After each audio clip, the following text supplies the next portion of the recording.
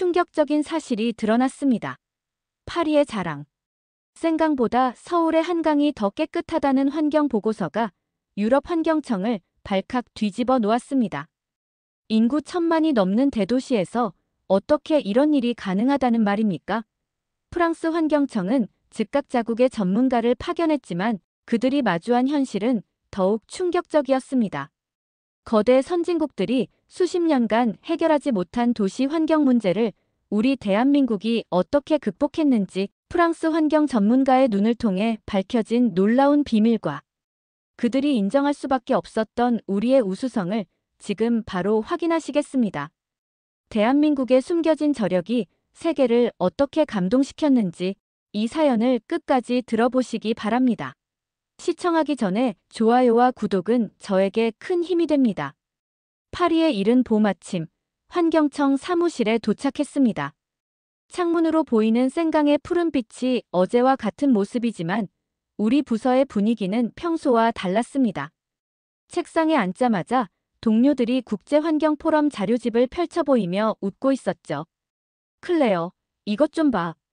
누가 장난치는 거 아니야? 종이에는 아시아 도시 하천 수질 지표가 나열되어 있었고 그중 서울 한강이란 이름 옆에 생강보다 낮은 오염도 수치가 표시되어 있었습니다. 저는 믿을 수 없다는 표정으로 자료를 다시 확인했어요. 프랑스 환경청 수질 보존 담당 책임 연구원 클레어 르몽으로서 이건 말도 안 되는 결과였습니다. 인구 1,000만 명이 넘는 메가시티에서 이런 수질 관리가 가능하다고? 측정 오류 아닐까? 생강 복원 프로젝트를 5년째 담당하고 있지만 파리의 인구는 200만 명 정도이고 그마저도 오염도를 낮추는데 수억 유로를 쏟아부었습니다. 그런데 서울은 인구가 5배나 많은데 수질이 더 좋다니 과학적으로 설명이 안 되는 일이었죠. 사무실 창가에 서서 흐르는 생강을 바라보았습니다. 겉으로는 아름다워 보이지만 수질 데이터는 여전히 우려스러운 수준이었어요.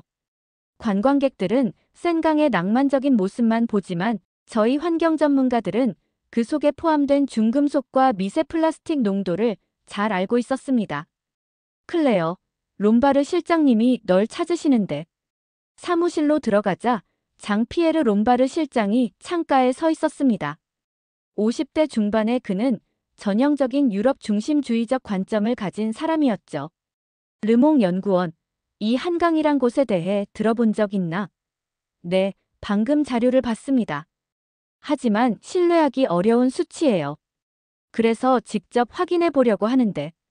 롬바르 실장의 말에 저는 놀란 표정을 감추지 못했어요. 그는 책상 위에 항공권과 출장 서류를 놓았습니다. 다음 주에 서울로 가게. 국제환경협력 명목으로 한국 측에서 우리 기관에 초청장을 보내왔어. 우리가 생강에서 하는 프로젝트를 소개하면서 실제로 한강의 상황이 어떤지 확인해보는 거지. 동료들은 제가 나가자 수군거렸습니다. 거긴 과도한 도시화로 생태계가 무너졌다는 보고도 있었어. 뭔가 숨기는 게 있을 거야. 집으로 돌아가는 길, 생강 다리 위에서 잠시 멈춰서서 물결을 바라봤어요. 내가 파리에서 태어나 자란 이 강이 지구 반대편 도시의 강보다 더 오염되었다는 생각이 믿기지 않았습니다. 그것이 사실이라면 우리 환경 정책에 대한 근본적인 의문을 제기해야 할지도 모르죠. 하지만 그보다는 저 수치가 조작되었거나 일시적인 현상일 가능성이 더 커 보였습니다. 마음속으로 서울행 비행기 표를 보며 생각했어요. 내가 직접 확인해 봐야겠어. 도시화된 강이 그렇게 깨끗할 리 없잖아. 파리의 아파트에서 짐을 꾸리며 동료의 전화를 받았습니다. 지난 1년간 함께 생강 프로젝트를 진행한 마르코였죠. 클레어, 출장 준비는 다 됐어? 내가 한국에 대해 좀 찾아봤는데 말이야. 마르코는 환경공학 석사 출신으로 항상 데이터에 근거한 판단을 중시하는 사람이었어요. 그런 그가 보내준 자료들은 대부분 한국의 급속한 산업화와 도시 개발로 인한 환경 파괴에 관한 내용이었습니다. 지난 50년간 농경사회에서 초고속 산업 국가로 변한 나라야. 환경보다 개발을 우선시했을 가능성이 크지. 게다가 인구 밀도는 세계 최상위권이고 마르코의 말에 고개를 끄덕였어요. 파리보다 훨씬 복잡한 도시에서 더 깨끗한 강을 유지한다는 건 상식적으로 이해하기 어려웠습니다. 어쩌면 그들은 환경 데이터를 조작하거나 일시적인 성과를 내기 위해 무리한 정책을 펼치고 있을지도 모르죠. 실제로 가서 장기적인 트렌드를 살펴봐야겠어. 한 번의 측정으로 판단하긴 어려울 테니까. 공항으로 향하는 택시 안에서 한국환경부에서 보내온 공식 초청장을 다시 읽어봤습니다. 그들은 제가 생강 복원 프로젝트 책임자라는 점을 높이 평가하며 양국의 하천 관리 노하우를 공유하자고 제안했어요. 그런데 왠지 모를 불편함이 느껴졌습니다. 배움을 청하는 태도보다는 자랑하고 싶어하는 뉘앙스가 엿보였거든요. 비행기에 오르기 전 파리의 오후 하늘을 올려다보았습니다. 12시간 후면 완전히 다른 세계에 도착하겠죠. 저는 객관적인 과학자로서 그들의 강을 분석하고 진실을 밝혀낼 것입니다.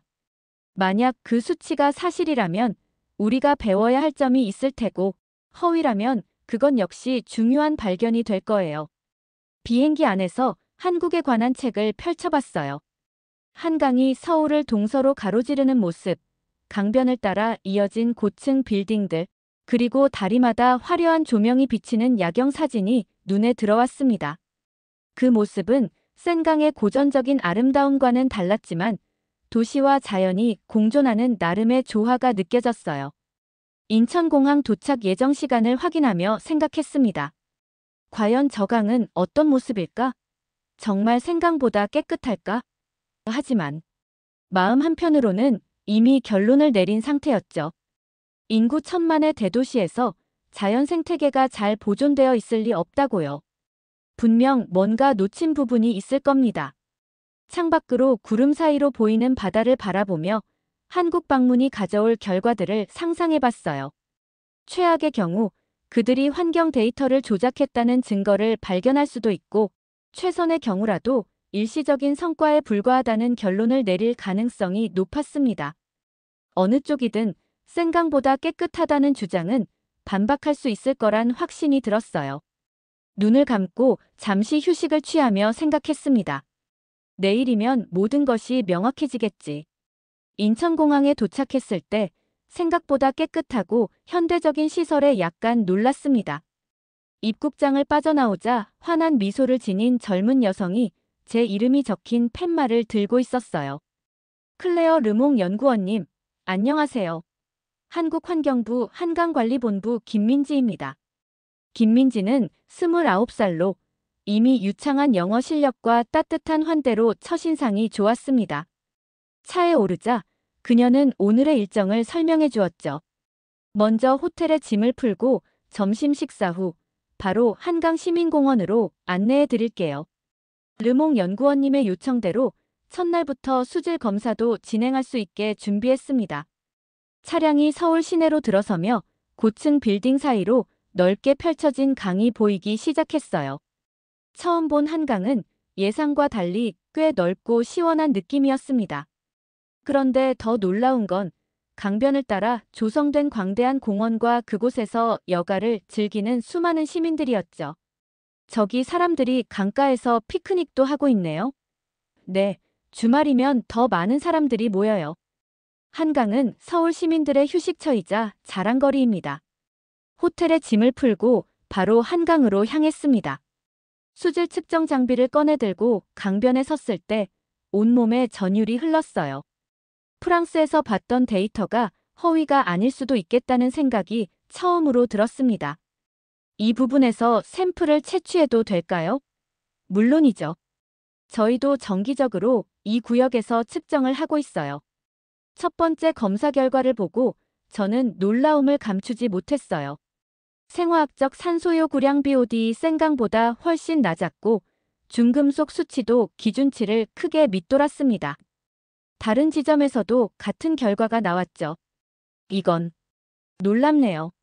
실제로 센강보다 오염도가 낮아요. 김민지는 제 반응에 미소 지었지만 그것은 승리의 미소가 아닌 제 놀라움을 이해한다는 듯한 따뜻함이 담긴 표정이었습니다. 르몽 연구원님, 한강이 늘 이렇게 깨끗했던 것은 아니에요. 70년대까지만 해도 심각하게 오염되었었죠. 지금의 모습은 정부와 시민들의 수십 년 노력의 결과입니다. 강변을 따라 걸으며 자전거를 타는 사람들과 조깅하는 시민들, 평화롭게 낚시를 즐기는 노인들을 볼 수 있었어요. 이것은 분명 생태학적으로 건강한 강의 모습이었습니다. 그런데 도대체 어떻게 이런 결과가 가능한 걸까요? 해질녘 한강 다리 위에서 바라본 풍경은 그야말로 압도적이었어요. 물에 반사된 도시의 불빛과 강을 따라 조성된 공원의 조명이 조화를 이루며 낭만적인 분위기를 만들어냈습니다. 내일부터 본격적인 조사를 시작하겠습니다. 여러 지점의 수질과 정화 시스템, 그리고 시민들의 이용 패턴도 살펴보고 싶어요. 호텔로 돌아오는 길, 머릿속은 혼란스러웠습니다. 과학자로서 저는 항상 눈으로 확인한 데이터를 신뢰해야 했지만 오늘 본 한강의 모습은 제 기존 관념을 완전히 뒤흔들었어요. 이런 대도시에서 강이 이토록 깨끗하게 유지된다는 것이 정말 가능할까요?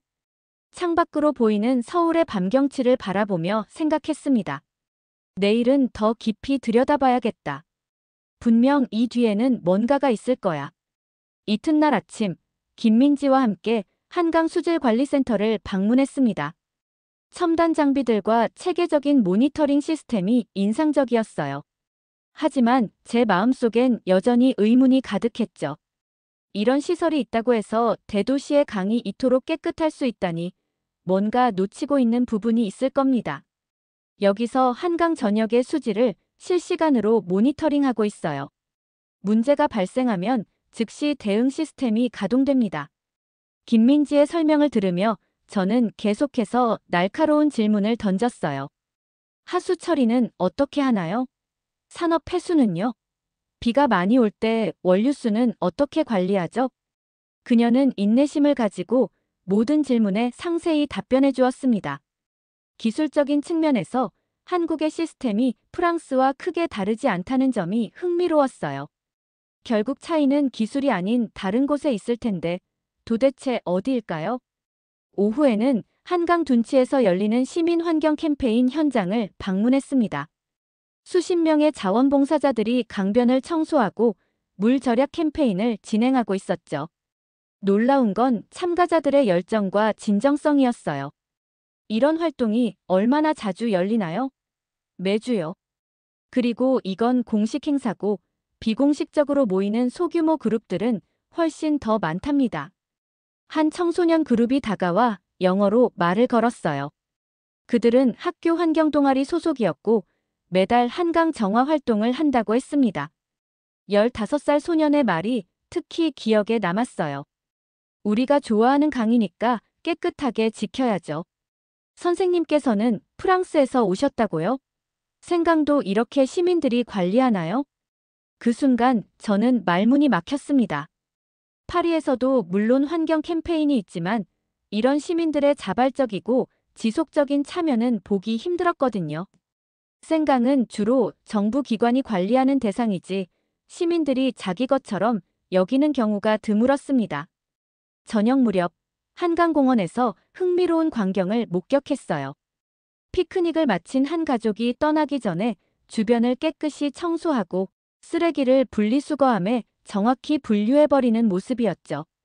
그것도 아무도 지켜보지 않는 상황에서요. 김민지 씨, 저 가족들을 봐요. 정말 자연스럽게 청소하네요. 네, 대부분의 시민들이 그렇게 해요. 자연스러운 시민 의식이랄까요? 저는 점점 더 혼란스러워졌습니다. 기술적인 시스템이 아니라 사람들의 행동 양식이 이 강을 지키고 있었어요. 하지만 어떻게 1,000만 명이 넘는 대도시에서 이런 일이 가능할까요? 혹시 제가 보는 것이 보여주기식 행사는 아닐까 의심도 들었죠. 김민지 씨, 내일은 제가 혼자 돌아다녀도 될까요? 좀 더 자유롭게 한강을 보고 싶어요. 물론이죠. 필요한 것 있으시면 언제든 연락 주세요. 호텔로 돌아와 오늘의 관찰 내용을 정리하며 생각했습니다. 표면적으로는 모든 것이 완벽해 보였지만 뭔가 놓치고 있는 느낌이 들었어요. 대규모 도시에서 이런 환경의식이 자연스럽게 형성될 수 있을까요? 아니면 정부의 강력한 규제나 처벌 시스템이 있는 걸까요? 내일은 김민지의 안내 없이 혼자서 한강을 살펴볼 예정입니다. 그래야 더 객관적인 시각으로 한강의 진짜 모습을 볼 수 있을 테니까요. 하지만 마음 한편으로는 이미 제 고정관념이 조금씩 흔들리고 있다는 것을 부정할 수 없었습니다. 혼자서 한강을 탐색하기로 한 셋째 날, 아침 일찍 호텔을 나섰습니다. 공식 일정이 없어 마음껏 관찰할 수 있는 자유로움이 좋았어요. 우선 어제와는 다른 지역의 한강으로 향했죠. 만약 김민지가 안내한 곳들이 특별히 관리되는 구역이라면 다른 지역은 어떨지 확인해야 했으니까요. 지하철을 타고 반포 한강공원에 도착했습니다. 아침 시간인데도 조깅하는 사람들과 자전거를 타는 시민들로 활기찼어요. 물가에 가까이 다가가 즉석에서 수질 검사를 진행했습니다. 결과는 어제와 크게 다르지 않았죠. 수치상으로는 분명 생강보다 깨끗했습니다. 강변을 따라 걸으며 주변을 관찰했어요. 쓰레기통은 적당한 간격으로 배치되어 있었고 모두 분리수거가 가능하도록 설계되어 있었습니다. 그런데 더 놀라운 건 쓰레기통 주변에도 강변 잔디밭에도 버려진 쓰레기가 거의 보이지 않았다는 점이었죠. 잠시 벤치에 앉아 지나가는 사람들을 지켜봤습니다. 한 중년 남성이 커피를 마시고 난 후 컵을 들고 10여 미터를 걸어 쓰레기통에 버리는 모습이 눈에 들어왔어요. 팔이었다면 그냥 벤치 옆에 놓고 갔을 법한 상황이었는데 말이죠. 정오가 되자 점심을 먹으러 온 직장인들이 하나둘 모여들었습니다. 그들은 도시락을 펼치고 한강을 바라보며 식사를 즐겼어요. 식사를 마친 후에는 어김없이 자신들의 쓰레기를 정리했고 일부는 주변에 버려진 작은 쓰레기까지 주워버리는 모습을 보였습니다. 이건 정말 놀라운데. 중얼거리며 강 상류 쪽으로 더 걸어갔습니다. 그곳에서 70살쯤 되어 보이는 할머니 한 분이 작은 봉투를 들고 강변에 쓰레기를 줍고 계셨어요. 호기심에 다가가 영어로 말을 걸었습니다. 안녕하세요. 혹시 환경단체 소속이신가요? 할머니는 영어를 이해하지 못하시는 듯했지만 제 제스처를 보고 한국어로 대답하셨습니다. 옆에 있던 젊은 여성이 통역해 주었어요. 아니요. 그냥 동네 주민이세요. 여기 강은 우리 동네 얼굴이에요. 내가 좀 닦아야죠 라고 하셨어요. 그 순간 저는 무언가에 맞은 듯한 충격을 느꼈습니다. 환경 지킴이도 공무원도 자원봉사자도 아닌 그냥 한 노인이 자기 집 앞마당을 청소하듯 강변을 정리하고 계셨어요. 그것도 아무런 보상이나 인정 없이 말이죠. 매일 오시나요? 네, 거의요. 날씨 좋을 때면 아침 산책 겸 해서 매일 나오신대요. 할머니의 봉투를 보니 담배꽁초 몇 개와 작은 비닐 조각들이 전부였습니다. 사실 이미 강변은 상당히 깨끗했어요. 그런데도 할머니는 눈에 띄는 작은 쓰레기도 지나치지 않으셨죠. 할머니와 헤어지며 강변을 바라보니 문득 김민지가 전날 했던 말이 떠올랐습니다. 한강에는 이제 멸종 위기종이었던 수달과 황조롱이가 돌아왔어요. 90년대만 해도 상상할 수 없었던 일이죠. 1000만 인구의 도시 한가운데서 야생동물이 돌아온다는 것. 그것은 단순한 정책이나 일시적 노력으로는 불가능한 변화였습니다. 수많은 사람들이 이용하는 공간이지만 모두가 그곳을 자신의 것처럼 아끼고 보호하는 의식이 있었기에 가능했던 기적이었죠. 한 노인의 말처럼 모두가 즐길 권리가 있는 동시에 깨끗이 지켜야 할 의무가 있다는 공동체 의식이 한강의 진정한 보물이었습니다. 호텔로 돌아오는 길, 제 마음속에서는 혼란이 더욱 커졌습니다. 지금까지 저는 환경 문제를 기술과 정책의 관점에서만 바라봤어요.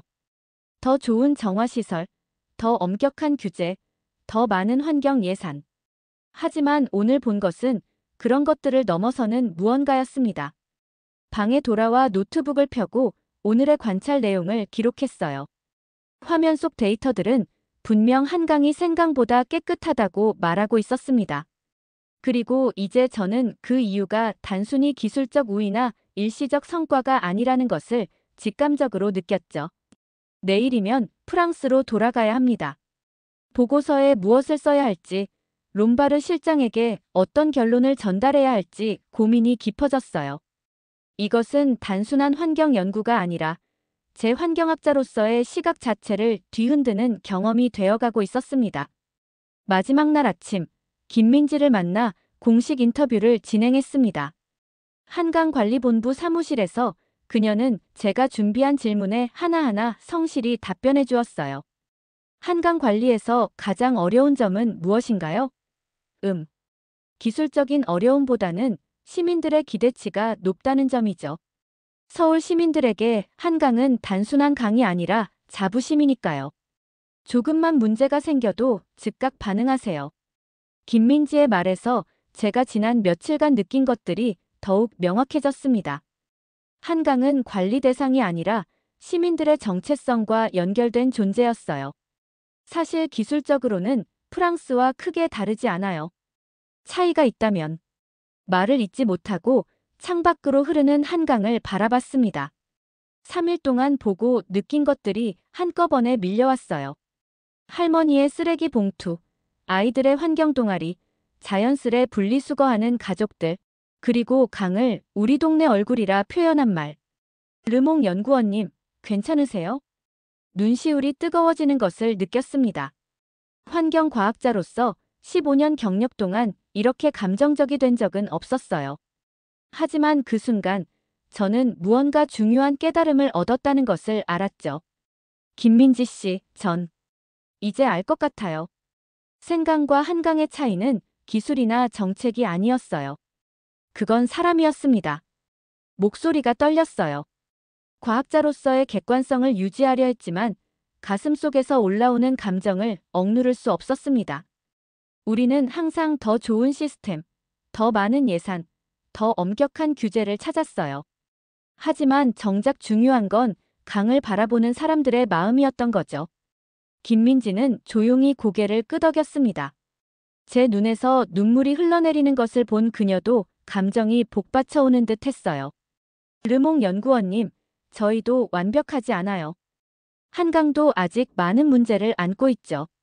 하지만 맞아요. 서울 시민들에게 한강은 그저 물이 흐르는 공간이 아니라 우리 삶의 일부예요.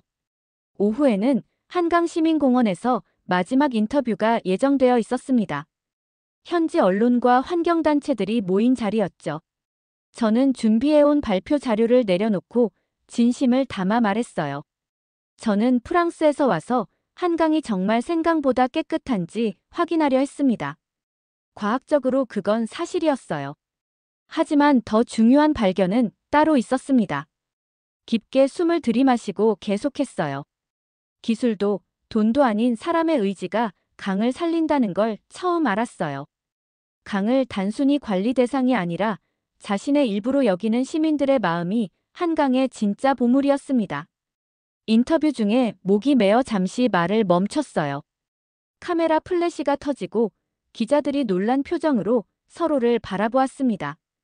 아마 외국 전문가가 눈물을 보이며 한국을 칭찬하는 모습이 예상 밖이었나 봐요. 인터뷰가 끝나고 김민지와 둘만 남았을 때 그녀에게 진심을 담아 말했습니다. 당신들이 이 도시를 자랑스러워할 자격이 있어요. 저는 환경과학자로서 많은 것을 배웠습니다. 김민지와 포옹을 나누는 순간 이번 여행이 단순한 업무가 아니라 제 인생의 전환점이 될 것임을 직감했어요. 파리로 돌아가면 많은 것을 바꿔야겠다는 결심이 섰죠.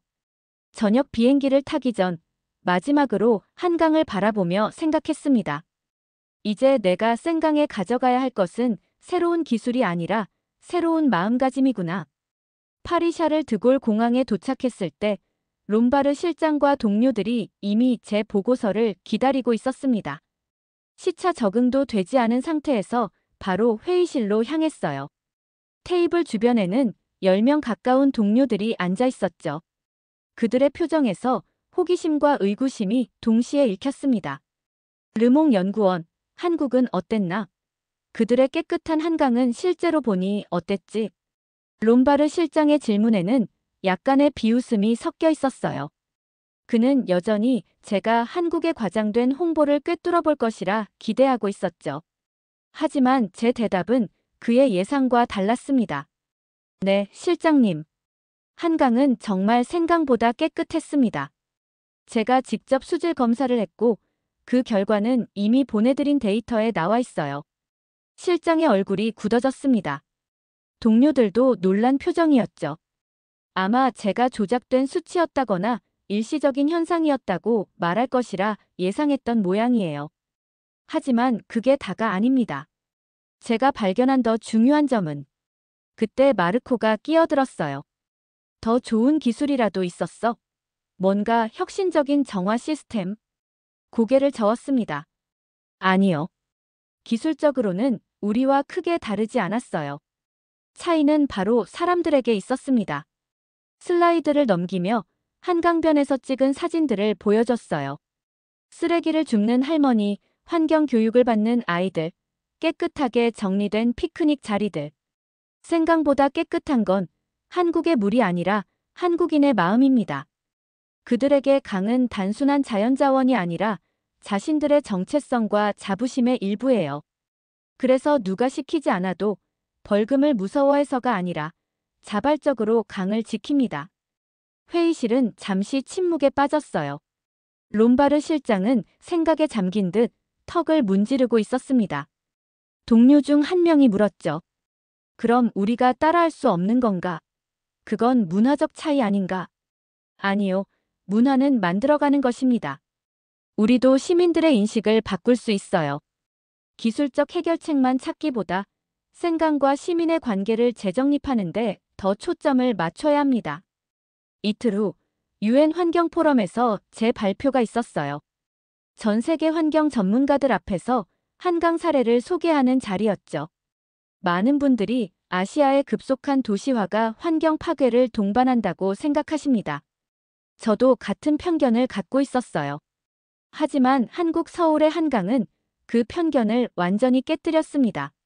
슬라이드를 넘기며 한강의 변화 과정을 보여줬어요. 70년대에 오염된 모습부터 현재의 생태적으로 건강한 강의 모습까지. 물론 한국 정부의 환경 정책과 처리 시설 투자도 중요했습니다. 하지만 핵심은 시민들의 자발적 참여였어요. 그들은 벌금이나 규제가 아니라 한강에 대한 애정과 자부심으로 강을 지켰습니다. 청중 중 한 명이 질문했어요. 어떻게 그런 시민의식이 형성됐다고 생각하십니까? 세대를 넘어선 환경 교육과 강을 단순한 자연이 아닌 도시의 정체성으로 인식하게 한 정책이 효과적이었다고 봅니다. 무엇보다 시민들이 강의 변화를 직접 경험하며 보람을 느꼈죠. 우리가 배울 점은 환경 보호를 단순한 의무가 아닌 자부심과 정체성의 문제로 만드는 것입니다. 발표가 끝나고 여러 나라의 대표들이 다가와 추가 질문을 했어요. 한강 모델을 자신들의 도시에 적용할 수 있을지 관심을 보였죠. 그날 저녁 호텔방에서 창밖으로 보이는 생강을 바라보며 생각했습니다. 생강도 달라질 수 있어. 우리 파리 시민들의 마음속에 강에 대한 새로운 인식이 자리 잡는다면. 파리 귀국 3개월 후 롬바르 실장의 승인하에 새로운 프로젝트를 시작했습니다. 제 제안으로 추진된 시민 참여형 생강 회복 운동이었어요. 한강에서 배운 교훈을 생강에 적용하려는 시도였죠. 오늘 우리는 생강의 미래를 위한 첫 걸음을 내딛습니다. 생강변에 모인 시민들 앞에서 연설했어요. 지역 학교 학생들, 환경단체 회원들, 그리고 관심 있는 파리 시민들이 300명 가까이 모였습니다. 처음 예상했던 것보다 훨씬 많은 인원이었죠. 생강은 단순한 물줄기가 아닙니다. 그것은 우리 파리의 심장이자 역사이며 우리 정체성의 일부입니다. 오늘부터 우리는 생강을 다시 보는 법을 배울 겁니다. 프로그램의 핵심은 시민들이 주도하는 강 모니터링 활동과 정기적인 청소 행사, 그리고 학교와 연계한 환경 교육이었어요. 한국에서 가져온 아이디어들이었죠. 특히 성과가 좋았던 것은 생강 수호자 제도였습니다. 시민들이 강의 특정 구역을 입양해 책임지고 관리하는 개념이었어요. 프로젝트 시작 6개월 차에 첫 번째 측정 결과가 나왔습니다. 시민들의 적극적인 참여 구역에서 수질이 눈에 띄게 개선되었어요. 쓰레기 투기도 30% 가까이 감소했고요. 작은 변화였지만 의미 있는 시작이었습니다. 롬바르 실장도 점차 변화하고 있었어요. 처음에는 회의적이었지만 시민들의 열정과 초기 성과를 보며 프로젝트에 더 많은 지원을 약속했죠. 르몽 연구원, 당신의 한국 경험이 우리에게 새로운 시각을 가져다 준 것 같네요. 이런 접근이 왜 진작 생각나지 않았을까요? 9개월 차가 되었을 때 한국환경부에서 공식 초청장이 도착했습니다. 김민지의 이름으로 된 편지였어요. 그들이 생강 프로젝트의 소식을 듣고 양국 환경 협력을 더 강화하고 싶다는 내용이었죠. 저는 기쁜 마음으로 초청을 수락했습니다. 서울에 다시 방문하기 전 한강 모델을 유럽 전역에 소개하는 워크숍을 개최했어요. 한국환경부 대표단도 참석했고 김민지와 1년 만에 다시 만나게 되었습니다. 르몽 연구원님, 파리에서의 변화가 정말 놀랍네요. 영상과 사진으로만 봤지만 정말 감동적이었어요. 미소 지으며 답했어요. 아직 시작일 뿐이에요. 하지만 생강에 대한 파리 시민들의 인식이 조금씩 바뀌고 있어요. 더 이상 관광 명소나 관리 대상이 아니라 그들 삶의 일부로 보기 시작했죠. 워크숍 마지막 날 유럽 10여 개 도시의 환경 담당자들이 유럽 도시 하천 네트워크를 만들기로 합의했습니다. 서로의 경험과 지식을 공유하고 한강 모델을 각 도시의 상황에 맞게 적용하는 프로젝트였어요. 제가 초대 의장으로 선출되었죠. 폐회식에서 마이크를 잡았습니다. 그리고 준비해온 한국어 인사말을 전했어요. 서울 시민 여러분, 당신들이 보여준 강의 아름다움을 잊지 않겠습니다. 그리고 이제 우리도 그 아름다움을 만들어갈 것입니다. 김민지를 비롯한 한국 대표단은 뜨거운 박수로 화답했습니다. 그들의 눈에서도 자부심과 감동이 엿보였어요. 1년 전, 저는 한강이 생강보다 깨끗하다는 사실을 의심하며 서울로 향했습니다. 과학자로서 데이터를 확인하고 싶었고 혹시 모를 속임수를 밝혀내려 했었죠. 하지만 그곳에서 마주한 것은 단순한 수질 지표가 아니라 강과 사람 사이의 특별한 관계였어요. 지금 생강은 천천히 변화하고 있습니다. 여전히 한강처럼 깨끗하진 않지만 시민들의 인식과 태도는 눈에 띄게 달라지고 있어요. 벤치에 앉아 생강을 바라보며 생각했습니다. 자연은 인간의 기술보다 인간의 마음에 더 빨리 반응하는 법이야. 강물에 반사된 파리의 모습이 그 어느 때보다 아름다워 보였습니다. 오늘의 이야기는 여기까지입니다. 오늘의 사연이 마음에 드셨다면 구독, 좋아요 부탁드리겠습니다. 소중한 시간, 긴 이야기 끝까지 들어주셔서 진심으로 감사합니다. 앞으로도 더 좋은 사연으로 여러분을 찾아오겠습니다.